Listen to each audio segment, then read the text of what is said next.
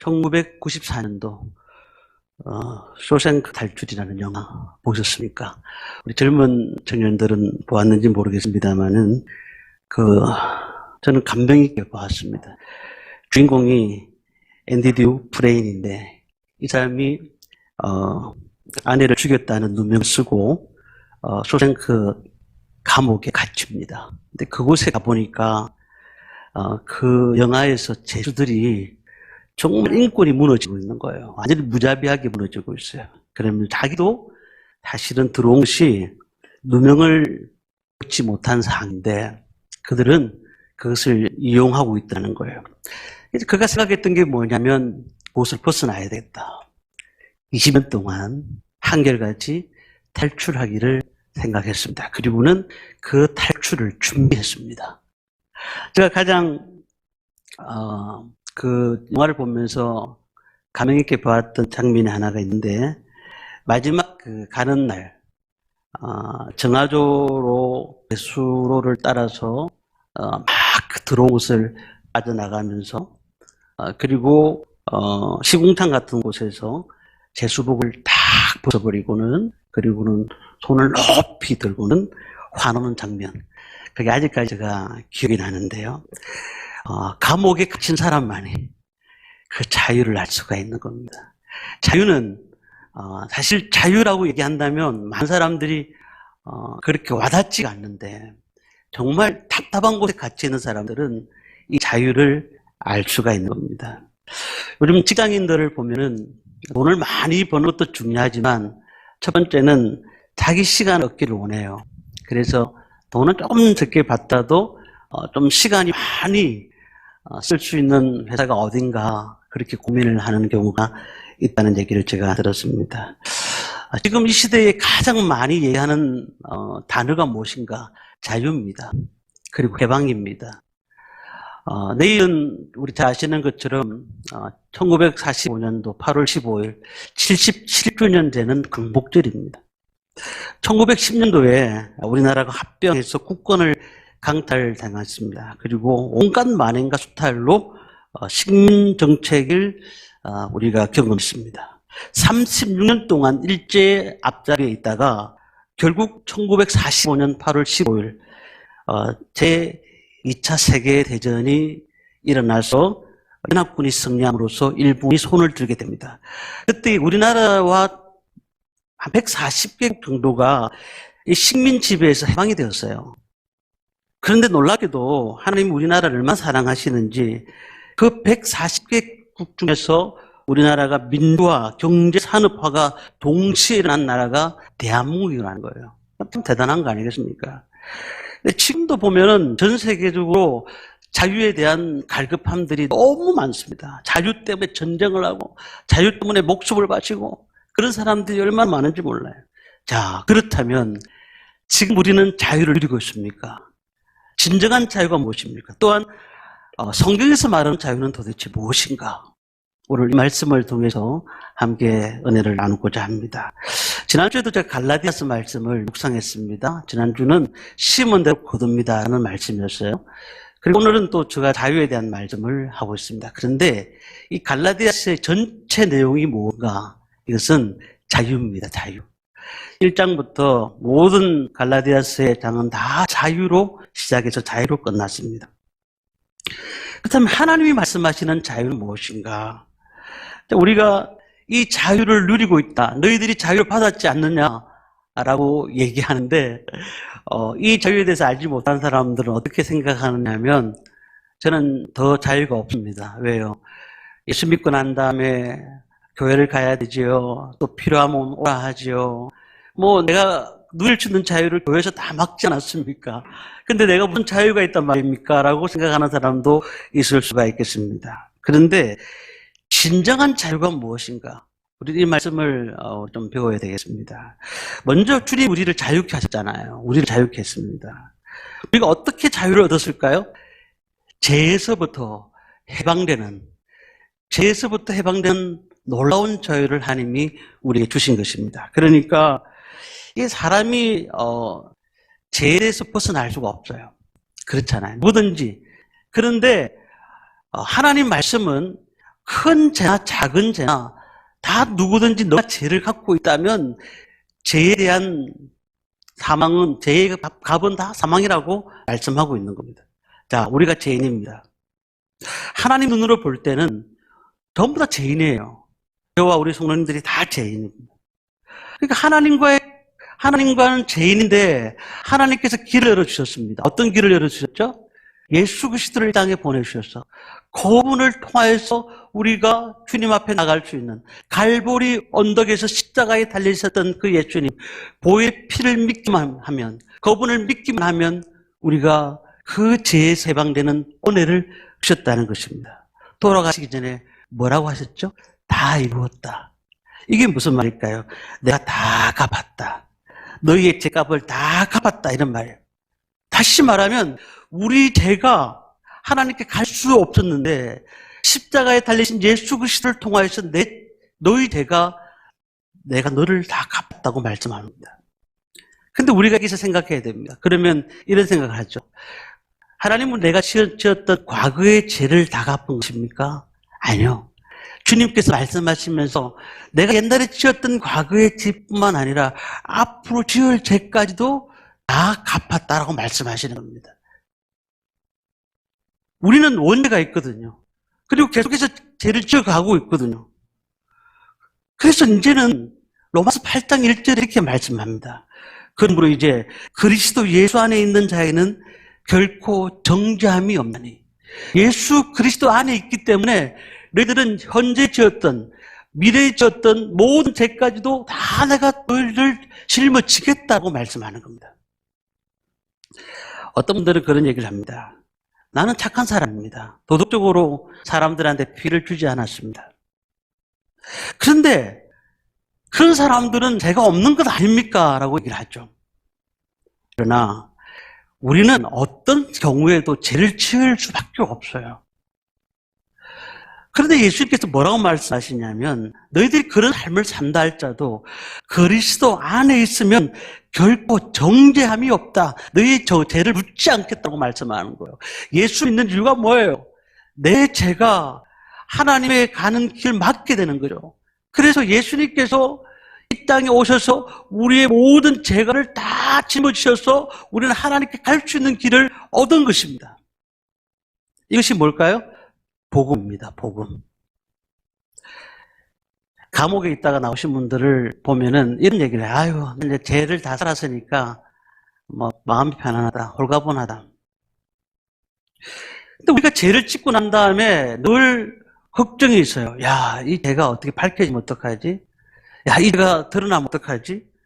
많은 사람들에게는 이 죄책감이 있는 거예요. 왜냐하면은 하나님께서 사람을 지을 때 하나님의 형상에 따라 지었거든요. 하나님의 형상에 따라 지었는데 사람에게는 양심이라는 것을 주셨어요. 그래서 양심을 주셨기 때문에 우리가 죄를 짓는 그 순간 우리 양심은 반응하기 시작하는 겁니다. 내가 이 죄인이, 내가 죄구나. 내가 죄구나. 세상에서는 법을 쫙 만들어 놓고는 그 죄가 포함되지 않는 것은 죄가 아니라고 말하지만, 사람이 바뀔 수가 있지만, 우리 예수 믿는 사람들은 하나님 말씀을 주시면서 이 말씀대로 살지 않는 사람은 다 죄가 있다라고 말씀하고 있습니다. 그래서 시편 103편 2절에 보니까 이런 말씀이 있습니다. 내가 동서에서 먼 것 같이 우리 죄가를 우리에게서 멀리 옮기셨다라고 말씀합니다. 어떤 분 그런 얘기를 해요. 아유, 하나님이 나를 용서했는지 모르지만 나는 내 자신을 용서 못한다고. 그런 얘기합니다. 이건 교만함입니다. 하나님이 나를 용서하셨으면 그것으로 끝나는 겁니다. 정담이 없다고 말씀하시는 겁니다. 주께서 다 이루었다 말씀하셨어요. 내가 너희의 죄값을 다 갚았다. 이제 너희는 자유다. 너희는 자유다. 천국 백성 될 자격을 갖추었다라고 말하는 겁니다.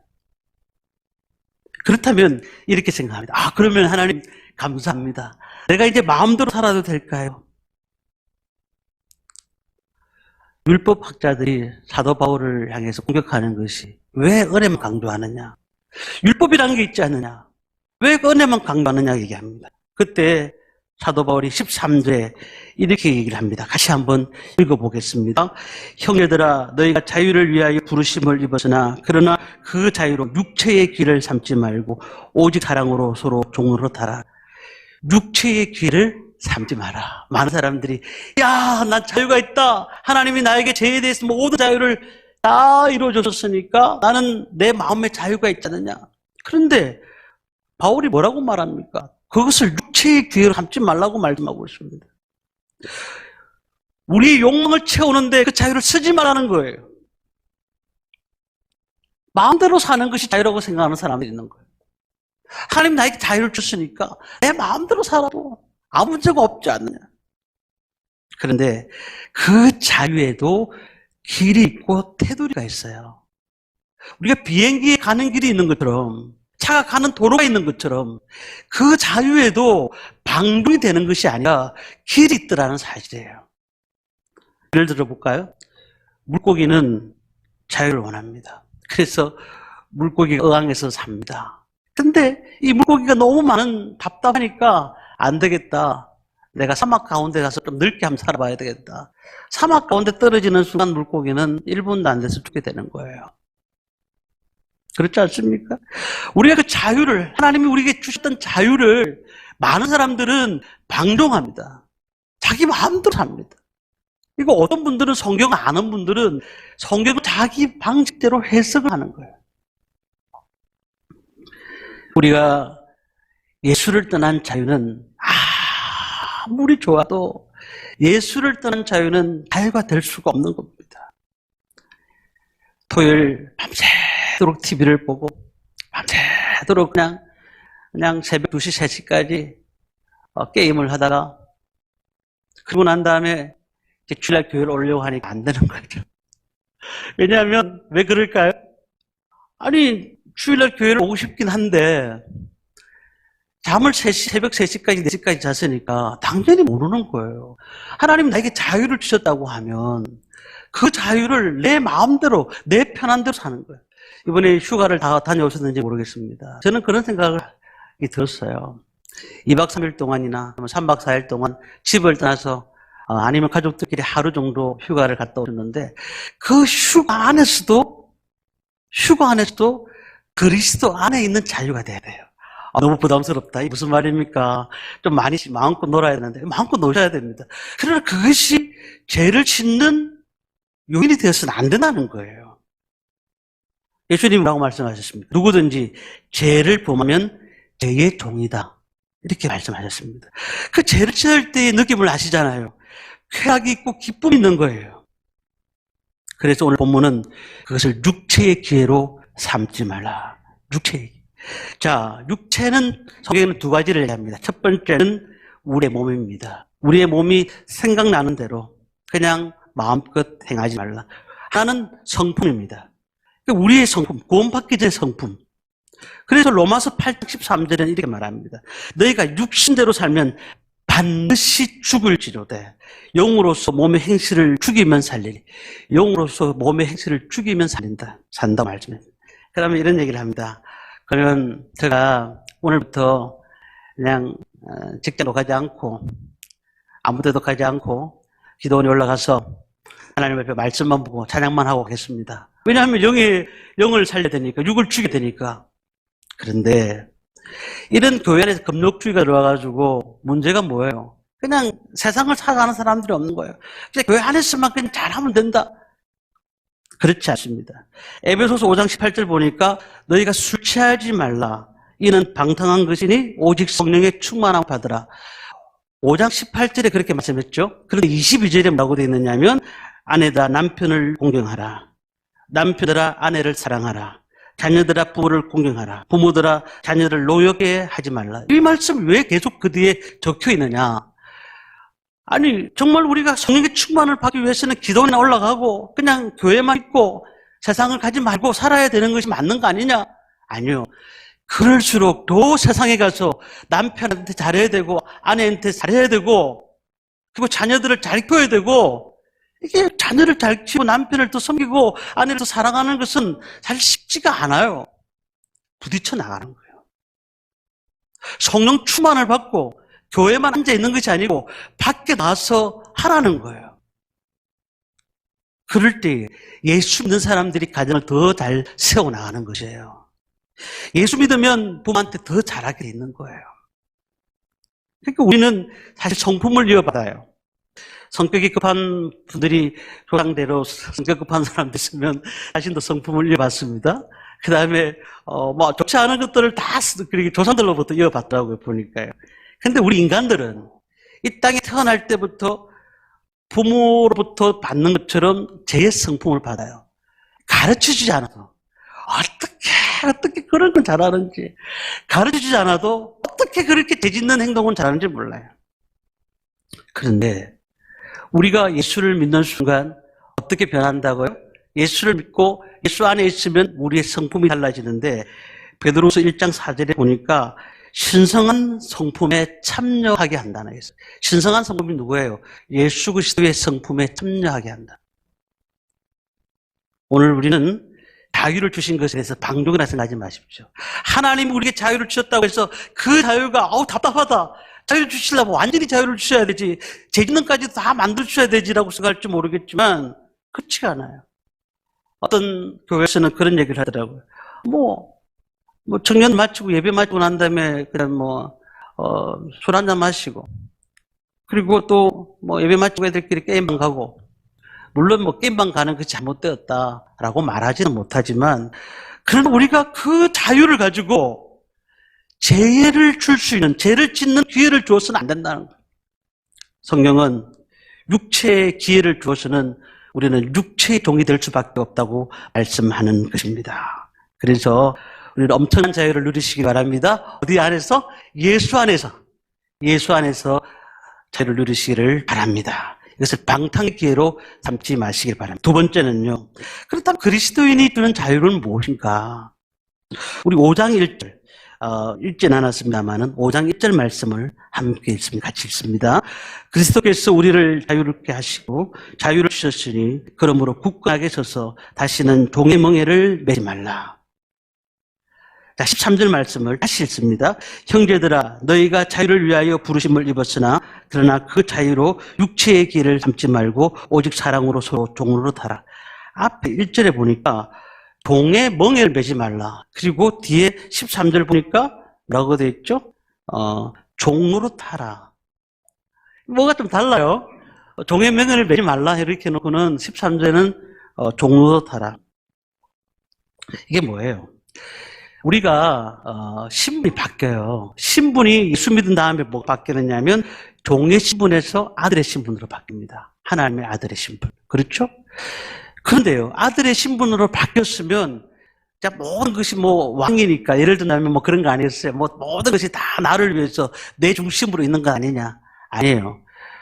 지금 갈라디아서에서 말하고 있는 건 뭐냐면 나만을 기쁘게 하는 사람이 되지 말고 이제 너가 서로 종로로 타면서 살아라. 서로를 기쁘시게 하며 살아라. 내 자신을 위해서 살아가는 것이 아니고 남을 위해 살아라. 예수님께서 섬기며 살아라고 한 것처럼 우리도 남을 위해 살아라는 겁니다. 우리 많은 사람들이 그냥 모든 것이 하나님은 나를 위해서 예수님은 나를 위해서 십자가에 달려 돌아가셨고 나와 모든 것을 나를 위해서 다 일하고 계신다. 맞습니다.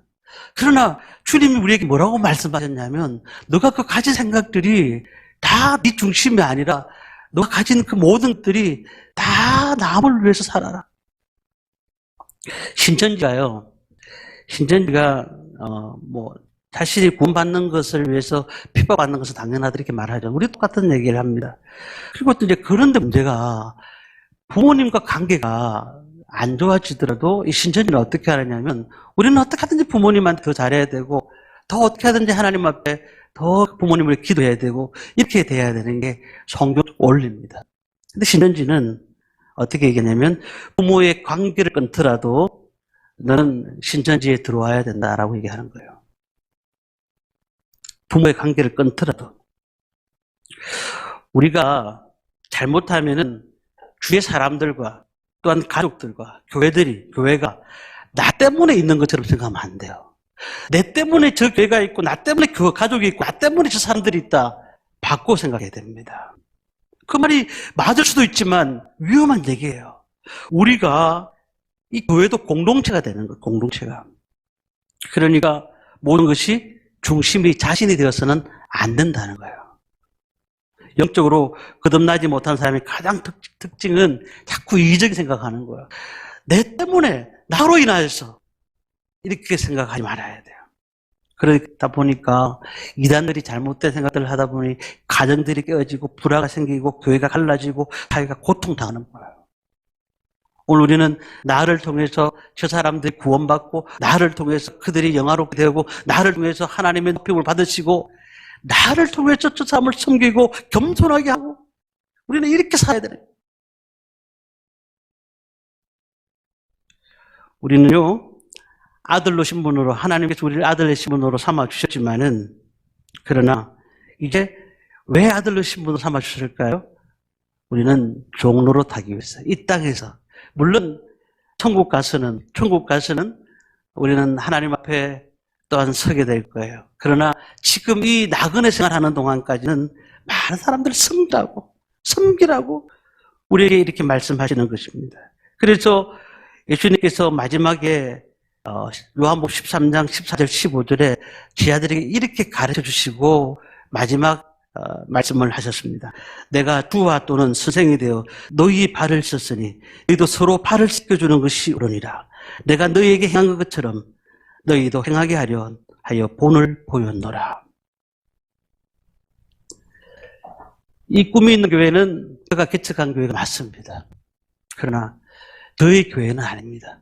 제가 분명히 말씀드립니다. 하나님께서 교회를 세우시게 된 것이고 그러면 하나님이 저를 왜 여기다가 보내셨을까요? 섬기라고 보낸 겁니다. 섬기라고. 성도들을 섬기라고. 어떻게 하든 섬겨야 되고 어떻게 하든 어려운 사람들, 아픈 사람들, 힘든 사람들 섬기라는 거예요. 마찬가지예요. 우리 성도님들이 우리 교회 오신 이유가 뭘까요? 섬김을 받기 위해서가 아니라 섬기기 위해서 이 땅에 이 교회에 오신 거예요. 예수님께서 그런 명령을 하셨다면 우리는 내 있는 자리에서 가정을 섬기고 또 직장에 있는 동료들을 섬기고 또한 교회를 섬겨야 돼. 그것이 종로로 사는 것입니다. 세 번째 마지막은요. 우리 14절 15절 말씀을 함께 읽겠습니다. 같이 읽습니다. 온 율법은 내 이웃 사랑하기를 내 자신과 같이 하라 하신 말씀에서 이루어지나니 만일 서로 물고 먹으면 피차 멸망할까 조심하라. 자, 우리가 이런 생각을 합니다. 성경에는 율법이죠, 율법. 그러니까 구약 성경에서 율법이라고 하는데 그렇다면은 예수님께서 이 땅에 율법을 폐하고 사랑 주셨으니까, 은혜만 주셨으니까 우리가 율법은 이제 안 지켜도 되지 않느냐라고 생각하는 분들이 있어요. 그런데 예수님이 이 땅에 오신 것은 율법을 폐하기 위한 목적이 아니라 온전하게 하기 위해서 이 땅에 오신 거예요. 우리에게 왜 자유를 주셨습니까? 율법을 완전히 파괴시키고 그리고 이제 다시 예수님께서 주셨던 신약 성경만 믿으라고 주신 게 아니에요. 그럼 우리 구약 성경 왜 갖고 다닙니까? 구약 성경은 예수님이 오시기 전에 말씀이고 그리고 메시아가 오시기 전에 말씀이에요. 신약 성경은 예수님이 오신 후의 말씀이에요. 다 예수님과 관계되어 있는 겁니다. 그러나 이 율법이 뭐냐면 율법은요 그리스도께로 인도하게 하는 놀라운 은혜가 있어요. 그래서 갈라디아서 3장 24절 보니 이렇게 말씀합니다. 율법이 우리를 그리스도에게로 인도하는 몽학 선생이 되어 우리로 하여금 믿음으로 말미암아 어렵다함을 얻게 하려 함이라. 몽학 선생이 뭔지 아십니까? 로마 시대에는 귀족들이 있습니다. 그런데 그 귀족들을 그 아이들을 가르쳐야 될 거 아닙니까? 가정교사를 두는데 그 가정교사를 어떤 사람들을 두느냐면 로마가 다른 나라를 점령했을 때 다른 나라 점령당한 나라에서 똑똑한 사람들을 모아가지고 그 사람들을 아이들을 가르치는 겁니다. 그래서 몽학선생, 그들을 보고 몽학선생이라고 합니다. 그러니까 그 가르치는 나이가 6살부터 16살까지 가르칩니다. 그런데 그 몽학선생이라는 말이 뭘까요? 율법은 왜 이 비유를 들으냐면 그리스도께로 인도하는 목적이 있는 거예요. 율법이 없이는 죄를 깨닫지 못하게 하는 거예요. 죄가 뭔지 모르는 거예요. 내가 죄인 줄 모르는 거예요. 율법이 없이는. 우리가 왜 참석합니까? 예배에 참석합니까? 율법 때문에 참석했습니까? 그건 아니에요. 내가 왜 하나님 앞에 헌금을 드립니까? 율법 때문에 드립니까? 그건 아니에요. 예수 그리스도 이 땅에 오시고 난 다음에 우리는 은혜로서 하나님이 주셨던 감동이 있기 때문에 예배에 참석하고 하나님 은혜에 감사해 전도하는 것이고 하나님께 나갈 때 기도함으로 나가기 때문에 기도하는 것이에요. 그래서 우리가 율법으로 하면 딱딱해져요. 오늘 예배 드리는데도 제가 율법으로 예배를 드린다. 딱딱한 거죠, 뭐. 전혀 딱딱한 거죠.